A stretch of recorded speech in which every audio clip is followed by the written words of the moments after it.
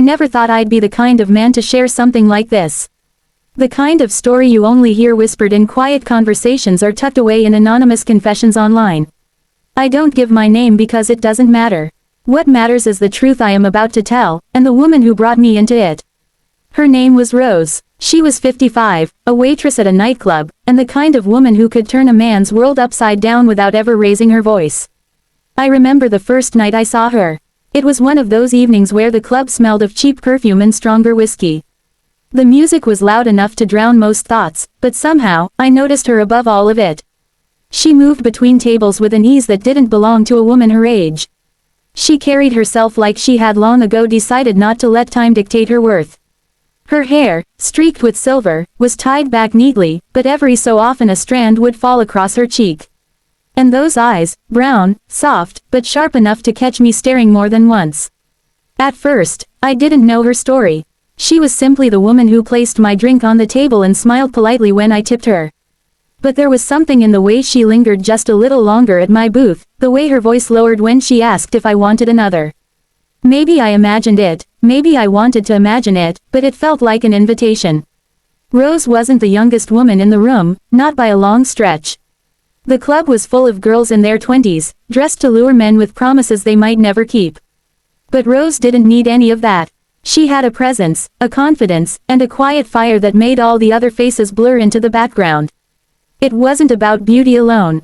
It was about the weight of her experience, the way she carried secrets in her smile, and the way she looked at you as though she already knew what you were hiding. Over the weeks, I found myself coming back more often than I should. I told myself I liked the atmosphere, the music, the company of strangers. But the truth was simpler, I wanted to see her again. I wanted to hear her voice slide over my name, even though she never asked for it. I wanted to watch the way she leaned over a table, close enough for me to imagine her warmth brushing against my skin. It didn't take long for our small talks to grow longer. She started asking about my nights, whether I lived nearby, what kind of work I did.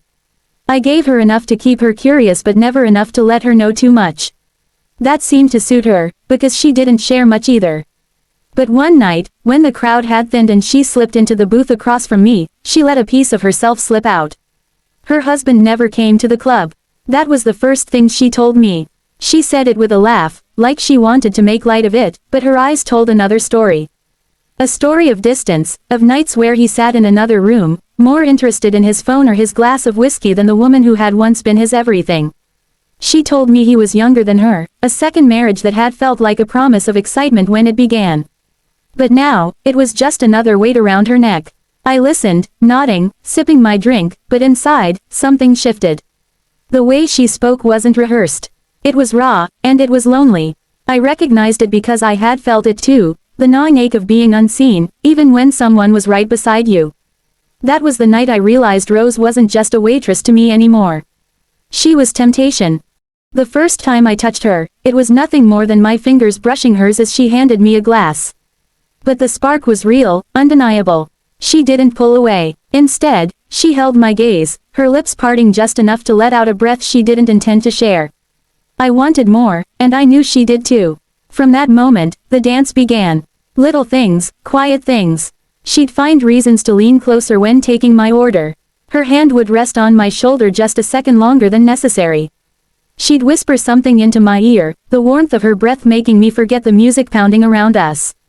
And I'd answer with my own signs, my eyes following her every move, my voice dropping low whenever she stopped by, my hand grazing hers when no one was looking. It was dangerous, and we both knew it. She was married. I was a regular in the club where she worked. The wrong person noticing us could have destroyed everything. But that was the thrill. The secrecy wasn't just a shield, it was fuel. Every look, every brush of skin, every hidden smile carried the weight of what we weren't supposed to do. One night, I stayed later than usual. The club was emptying out, the music softening, the lights dimming. Rose was wiping down tables, her apron tied tight around her waist. I watched her, the rhythm of her hands, the sway of her hips, and I knew I couldn't leave without saying something. When she came over to collect my empty glass, I caught her wrist gently. She froze, her eyes darting around to make sure no one was watching. Then she looked at me, her face a mixture of fear and desire. "Rose," I said, my voice low, almost swallowed by the hum of the speakers. You don't have to keep pretending with me. Her lips pressed together, and for a moment I thought she'd pull away. But she didn't. Instead, she sat down across from me again, her hands folded tightly in her lap. She didn't speak at first. She just looked at me, searching for something, maybe the courage to admit what we both already knew. When she finally spoke, her voice trembled. I can't keep doing this forever. Coming here, talking, letting myself feel like this. It's wrong. I leaned in closer, close enough that she had no choice but to feel me near her. Then stop calling it wrong. Stop denying what it is. You want this, Rose. I want this. We're not hurting anyone by admitting it. She stared at me, her eyes glassy with emotions she was trying to contain. Then she exhaled, a long, shaky breath, and nodded ever so slightly. That was the moment I knew the line between us had cracked. We hadn't crossed it yet, not fully, but the weight of that choice was already pulling us in. I walked out of the club that night with my heart racing, my hands trembling, and the certainty that the next time I saw her, nothing would be the same. I didn't know then how far it would go, or how it would all come crashing down. All I knew was that I had found something in Rose, something forbidden, something intoxicating, and I wasn't about to let it slip away. The next time I saw Rose, it was a Friday night. The club was busier than usual, the air thick with perfume, sweat, and liquor. Men leaned too close to women half their age, laughter spilled across the room in careless waves, and yet, all I could see was her. Rose moved differently that night.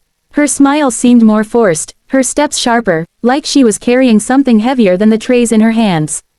When she reached my booth, she leaned in to set down my drink, and for just a second her hand rested against mine. It wasn't the casual touch of a waitress. It was deliberate. Her eyes met mine and held there, long enough to make the noise around us fade into nothing. She didn't say much. She didn't need to. Her silence was louder than any word, telling me exactly what she was ready for. I waited, watching her work, until the crowd began to thin. And when she finally slipped into the booth across from me again, it was as if the entire night had been leading to that moment. You shouldn't be here tonight, she whispered, her voice trembling, though not from fear. Then why do you keep looking at me like that? I asked. Her lips parted, but no words came out.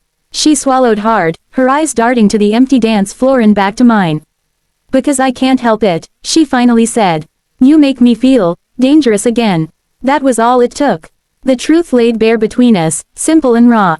I reached across the table and brushed the back of her hand with my fingers. This time she didn't pull away. Instead, she turned her palm upward and laced her fingers through mine.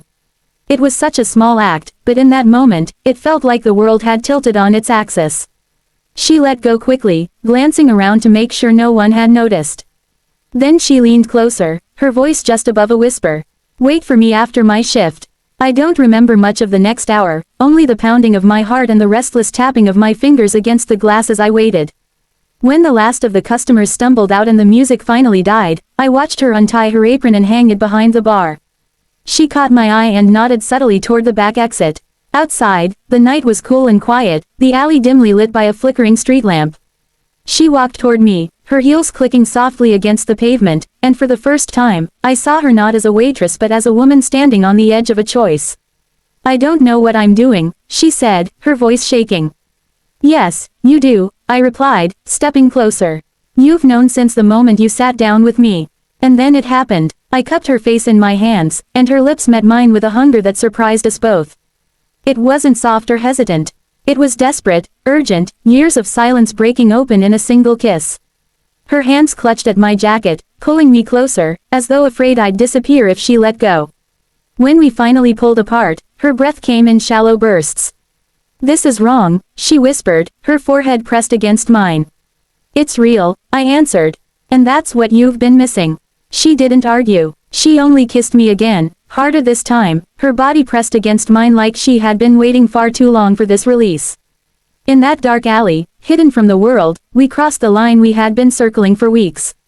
And once we did, there was no turning back. We didn't go home together that night. It wasn't about rushing into a bed. It was about the acknowledgement that we had opened a door we could never close again. But the hunger was there, simmering, demanding more. The following week, she found ways to slip out early. She'd text me from a number she said her husband didn't know about, short messages that carried more weight than they should. Meet me tonight. Can't stop thinking about you. I need this. Each one was a thread pulling me deeper into her world. When it finally happened, when she finally let me into her space, it was in a hotel room 2 streets away from the club. She arrived in a plain dress, nothing flashy, her hair down around her shoulders. She looked nervous, her hands fidgeting with her purse strap, but when I closed the door behind us, she exhaled as though the weight of her marriage, her secrets, and her years of restraint had finally cracked. I kissed her before either of us could speak. This time, there was no hesitation. Her body pressed against mine, her fingers tugging at my shirt, her moans swallowed by the heat between us. She wasn't timid, she wasn't fragile, she was fire, desperate and unrestrained, pouring out all the years she had been denied passion. We fell into the bed, our clothes discarded in hurried movements, and for hours the world ceased to exist. There was only her skin against mine, her whispers in my ear, her nails raking down my back, her voice breaking as she let herself go completely. She wasn't Rose the waitress anymore, or Rose the wife. She was a woman rediscovering the parts of herself she thought had died long ago. Afterward, she lay beside me, her body trembling, her eyes wet with tears she didn't try to hide. I pulled her close, kissed her hair, and let her breathe. "Why are you crying?" I asked softly. "Because I haven't felt alive in years," she whispered. "And I don't know if I'll ever be able to stop now." Those words settled deep into me. I knew then this wasn't just an affair. It was a storm, and we were standing right in the center of it, powerless to escape. That night marked the beginning of everything. The secrecy, the danger, the hunger that only grew sharper with each meeting. Rose and I had crossed the line, and nothing about our lives would ever be the same again. It didn't take long before Rose and I settled into a rhythm. What began as a reckless kiss in an alley and a stolen night in a hotel room grew into something more dangerous. We both knew we were playing with fire, but the pull between us was stronger than reason. Once you taste something you've been starved of for years, it's impossible to pretend you don't crave it. The nightclub became our stage. On the surface, she was just another waitress serving drinks, smiling at customers, wiping down tables. But behind every glance, every whisper, every brush of her hand against mine, there was a secret only we shared. I'd watch her from across the room as she worked, pretending to sip my whiskey while my eyes devoured the way her hips swayed, the way her lips curved in a smile that no one else knew was meant for me. Sometimes, she would pass by my booth and lean down to ask if I needed another drink, her lips grazing my ear as she whispered, "Later." That single word would ignite something in me that made it impossible to focus on anything else. She started finding excuses to linger around me longer than necessary. She'd laugh at something I said, her hand resting on my shoulder as though it was the most natural thing in the world. To anyone else, it looked like harmless friendliness. But I knew the way her fingers tightened ever so slightly, the way her eyes locked on mine when no one was looking.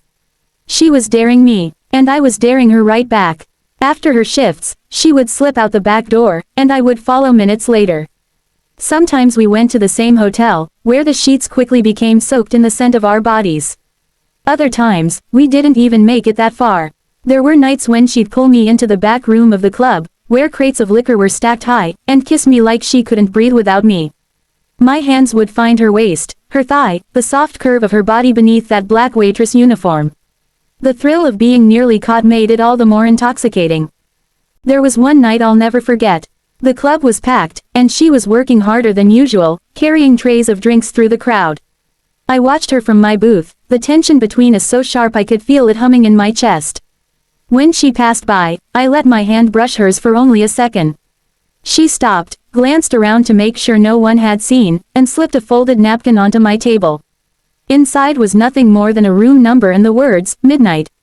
I can still remember the way my pulse raced waiting for that hour to strike.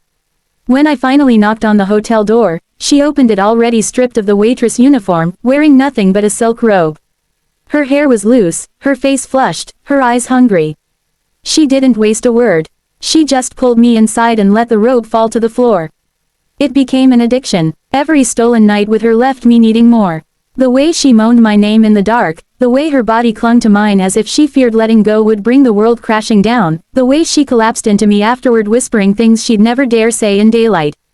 I wasn't just giving her passion, I was giving her freedom. And in return, she was giving me something I didn't know I'd been searching for, a woman who made me feel alive in ways I couldn't explain. But with every routine comes risk. The more often we met, the sloppier we became. She grew bold, sometimes slipping her hand onto my thigh under the table when she sat with me after hours. Once, she leaned across me to grab my empty glass, her lips brushing my cheek in plain sight of another customer. I don't think he noticed, but my heart nearly exploded in my chest. "Rose," I whispered later that night, when we were tangled in bed. "You're going to get us caught." She laughed, her body still glistening with sweat, her breath warm against my skin. Maybe that's part of the fun. It scared me how reckless she was becoming, but I couldn't bring myself to stop. I was hooked. She was hooked. We were like two addicts feeding off each other, blind to everything except the next high. Her husband was never mentioned in detail, but sometimes, when she lay beside me, her fingers tracing lazy circles across my chest, she'd whisper pieces of her home life. How cold he had become. How he barely touched her anymore, except out of duty. How he rolled away from her in bed without a word. There was no fire left between them, only silence and routines that suffocated her. "You make me remember who I am," she told me once, her eyes glassy with unshed tears. Not someone's wife. Not just a waitress. A woman. I'd forgotten what that felt like. Hearing her say that should have made me feel guilty, but instead, it only bound me to her more tightly. She needed me, and I needed her. It was a dangerous kind of need, one that blurred right and wrong until the only thing that mattered was the feel of her lips, her skin, her breath against mine. Weeks turned into months, and soon, the secret routine became the most important part of our lives. We built a world in the shadows, one where time didn't exist and rules didn't matter. But the more secret worlds you build, the more fragile they become. And deep down, we both knew it couldn't last forever. Still, neither of us was ready to let go. Not yet. Not when the nights burned so brightly, not when her body still trembled under my touch, not when her whispers in the dark told me she was mine in ways she'd never be his. And so, we carried on. Rose with her apron and tray by day, me with my anonymous mask of a customer. But at night, behind locked doors and whispered promises, we belonged to each other completely. It was a dangerous game, and we were playing it without fear. Or at least, that's what we told ourselves. The thing about living in shadows is that eventually, some light always finds its way in. For months, Rose and I had perfected our secret routine. Nights in the hotel, hurried touches in the storeroom, glances that burned hotter than the club's neon lights. We thought we were clever. We thought the world was blind. But it doesn't take much to turn a secret into a disaster. It started small. Rose was getting reckless. One night, she slid into my booth when there were still people lingering in the club. She pressed her thigh against mine under the table and whispered something dirty in my ear while two men at the bar watched her with curious eyes. I tried to push her hand away, but she only smiled, daring me. Later, when I confronted her in the hotel room, she shrugged it off. "They weren't paying attention," she said, tugging at my shirt. "They don't need to pay attention, Rose. All it takes is one wrong look, one whisper." She kissed me hard, silencing me. "You worry too much," she said against my lips. But I wasn't imagining it. She was different, more daring, like she wanted to be caught. One night, I arrived at the club to find her laughing with another man. He was younger than me, maybe closer to her husband's age. His hand rested too comfortably on her waist, and something inside me twisted. When she finally came to my booth, I couldn't stop myself. "Who the hell was that?" I asked. She tilted her head, giving me that mischievous smile. "A customer. That's all. You let him touch you like that?" Her smile faded, and for the first time, she looked tired. "Do you know how many men touch me in this place? Grab my arm, my waist, my ass. I deal with it because it's my job. But only one of them matters." Her hand slid across the table to mine, squeezing gently. "And he's sitting right here." I should have let it go. But jealousy is a poison, and it had already entered my veins. From that night on, I watched her differently. Every laugh she gave another man felt like betrayal. Every touch that lingered felt like a dagger. I hated myself for it, but I couldn't stop. She had become mine in ways that weren't fair, and yet, I couldn't share her, not even with harmless strangers. Then came the night it all went wrong. The club was busier than I'd ever seen it. Rose was rushing between tables, sweat glistening on her forehead, her blouse clinging to her skin. I sat in my usual booth, nursing a drink, waiting for her to steal a moment for me. But she never came. Not once did she linger. Not once did her fingers brush mine. She was all business, her smile plastered on like a mask. By the time her shift ended, I was burning with frustration. I waited by the back exit, pacing, my mind running circles. When she finally stepped outside, she looked startled to see me. "What are you doing here?" she asked, glancing over her shoulder. "Waiting for you. You didn't even look at me tonight." She sighed, running a hand through her hair. "It was busy. I couldn't risk it." "Risk what?" "A glance. A touch." My voice was sharper than I intended. Her eyes narrowed. "Don't do this. Not here." But I couldn't stop. All the jealousy, all the secrecy, all the stolen moments that left me wanting more, they boiled over. "I'm not just some man sitting in your booth every night, Rose. I'm the one you call at midnight, the one you spread your legs for when your husband won't even touch you. Don't you dare act like I'm invisible." Her face went pale, and for a terrifying moment, I thought I'd pushed her too far. She looked around the alley, her chest rising and falling in quick bursts. Then she stepped closer, her voice low and furious. "Do you want to ruin me? Do you want them to hear?" I froze. The reality of it hit me all at once. One overheard word, one wrong move, and everything would explode. Her husband, the club, her job, my life. We had built our world on lies, and I had just shaken its foundation. She grabbed my face, kissed me hard, and then pushed me back. "Not here, not now. Meet me tomorrow," she said, her eyes blazing. Then she walked away, leaving me in the dark alley with the taste of her lips still burning on mine. The next night, when I arrived at the hotel room, she was already there, pacing, her face red with anger. "You can't do that again," she said the moment I stepped inside. "You can't let jealousy make you stupid. Do you know how close you came to ruining everything?" I tried to apologize, but she cut me off. "If anyone finds out, it's not just me who loses. My husband will know. My job will be gone. I'll be branded forever. You'll walk away, but I'll be left with the ashes." Her words cut deep, but so did the truth behind them. I pulled her close, holding her until her breathing slowed, until her anger melted into tears. She clung to me like she was drowning, whispering, "I can't lose this.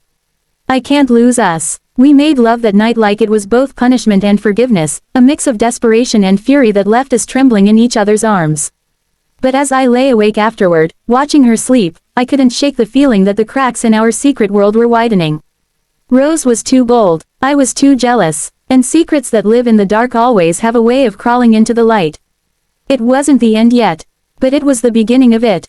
I sometimes wonder if Rose ever thinks of me when she pours a drink for someone else, or when she lies in bed beside the man who still believes he's her whole world. I wonder if she remembers the nights when her body trembled against mine, when she whispered things she could never admit in daylight. Maybe she tries to forget. Maybe she tells herself it was a phase, a reckless detour she stumbled into and managed to crawl back from. But me, I'll never forget. It didn't end in flames, not the way affairs in stories usually do. There was no dramatic confrontation, no angry husband waiting in the shadows, no scandal that burned everything to the ground. It ended quietly, the way most dangerous things do, by slowly suffocating under the weight of their own secrets. After that night in the hotel, the one where anger turned to tears and forgiveness turned to desperation, things between us shifted. We still met, but something was different. The thrill was there, but so was the fear. I saw it in the way her eyes darted around when she slipped into my booth, in the way her hands trembled when she unlocked the hotel door. She wanted me, needed me even, but she was no longer blind to the risks. Neither was I. One night, she didn't show up. I sat in the room for hours, waiting, the sheets untouched, the silence gnawing at me. When she finally texted, it was short.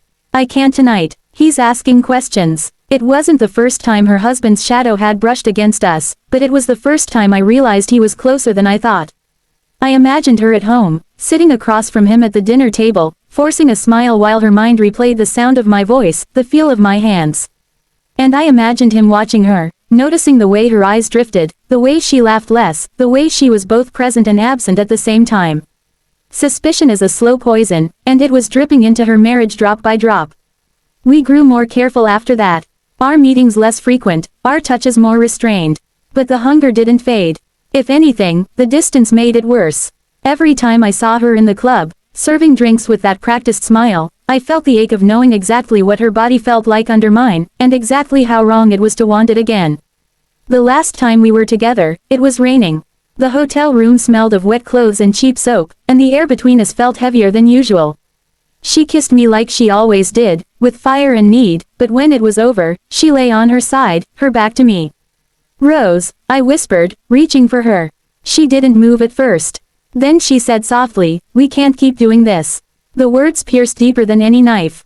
I wanted to argue, to tell her we could be smarter, more careful, that we didn't have to give up what we had built. But when she turned to face me, I saw the truth written in her eyes. She loved the danger, but it was destroying her. Every lie she told at home, every excuse she made, every time she slipped out the back door of the club, it was carving pieces out of her until she was almost unrecognizable. "This doesn't mean I don't want you," she said, her voice cracking. "It means I can't afford to lose everything else. I'm 55, I don't have the luxury of starting over again. If he finds out," she trailed off, her words dissolving into silence. I pulled her close, kissed her hair, and held her as tightly as I could, knowing it was for the last time. We didn't make promises. We didn't say goodbye. We just let the night carry us through one final storm, our bodies tangled, our breaths mingling, our souls knowing this was the end. And then, like all things born in shadows, it was gone. I still see her sometimes. She still works at the club. When our eyes meet, there's a flicker of something, memory, longing, regret, but it passes quickly. She turns away, pouring a drink, laughing with a customer, carrying on as if the months we shared never happened. I play my role too, sipping whiskey, nodding at the music, pretending she's just another woman in the room. But I know better. She knows better. Why am I telling this story? Maybe because secrets rot if you keep them too long. Maybe because I want someone, anyone, to know that once upon a time, I had her. Rose, 55, silver hair catching the light, lips pressed against mine like she was drowning. I had her. And she had me. We weren't caught. Her husband never found out. To the outside world, she is still his wife, still the smiling waitress at the club. But to me, she will always be the woman who burned me alive in the dark, who made me forget my own name, who reminded me that desire doesn't fade with age, it only grows more dangerous. I remain anonymous because this isn't about who I am. It's about her, about what we did, about the way passion and secrecy can twist two lives into knots they can never untangle. I tell it not for glory, not for pity, but because sometimes, confessions are the only way to carry the weight of what you've done. This was our affair. This was our fire. And though it's gone, the smoke still lingers, curling through my memory, choking me with every thought of her. I loved Rose. I still do, in the only way a man can love a woman he can never have again. And that's why I'm here, hiding behind shadows, confessing what can never be spoken aloud. This was the story of Rose, a 55-year-old woman who dared to step outside the safety of her marriage and into the arms of a man who now hides his identity behind these words. What began as a spark inside a nightclub, two glances that lingered too long, quickly became a fire neither of us could put out. She was a wife, a worker, a woman who seemed steady on the outside, but underneath the surface, she was restless, starved for attention, and aching to feel alive again. Our affair unfolded in dim corners, in back rooms, in hotel beds where guilt and pleasure tangled so tightly we could no longer separate one from the other. She wasn't caught by her husband, and to this day, she remains untouched by scandal. The world still sees her as loyal, still sees her as whole, but I know the truth. I know what it felt like to have her body pressed against mine, her voice trembling with both desire and fear, her soul clawing for something she wasn't getting at home. And yet, as intoxicating as it was, passion has a cost. For Rose, the weight of lies grew heavier with every stolen night. For me, the addiction only deepened. We weren't destroyed by discovery, we were undone by the silence, the secrecy, and the slow erosion of the woman she was becoming. In the end, she walked away, not because she stopped wanting me, but because she couldn't afford to lose everything else. This affair was not a story of happy endings. It was a story of temptation, of stolen hours, of a hunger that burned too bright to last. It was proof that desire doesn't die with age, it lingers, waiting for the right touch, the right voice, the right set of circumstances to reignite it. And it was proof that sometimes, the most dangerous thing is not being caught, it's being remembered. I tell this story in anonymity because the danger still lives in it. Rose has her life, her marriage, her image to protect. I have only the memory of her lips, her laugh, her whispers in the dark. Some secrets are never meant to be spoken, but I speak this one here because carrying it alone is heavier than I can bear. So this is where it ends. Rose goes back to her world, smiling behind the bar, lying beside her husband, keeping her secret buried deep. And I remain a shadow, haunted by the nights we shared, knowing that in the quiet corners of our souls, neither of us will ever truly forget. Our affair went wrong, not because it was discovered, but because it was real. And sometimes, that's the greatest danger of all. This story is a work of creative writing inspired by themes of relationships, secrecy, and infidelity. While based on mature subject matter, it is intended solely for storytelling and entertainment purposes. Any resemblance to actual persons, living or dead, or real-life events is purely coincidental. The story does not encourage, promote, or endorse infidelity, betrayal, or any harmful behavior in real life.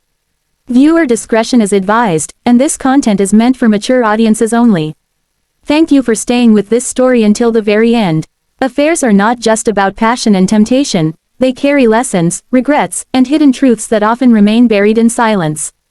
By sharing stories like this, we open a window into those secret corners of life that many live but few ever speak of. We deeply appreciate your time, your attention, and your willingness to walk with us through Rose's journey. If you found yourself moved, intrigued, or even challenged by this tale, then you already understand the power these stories hold.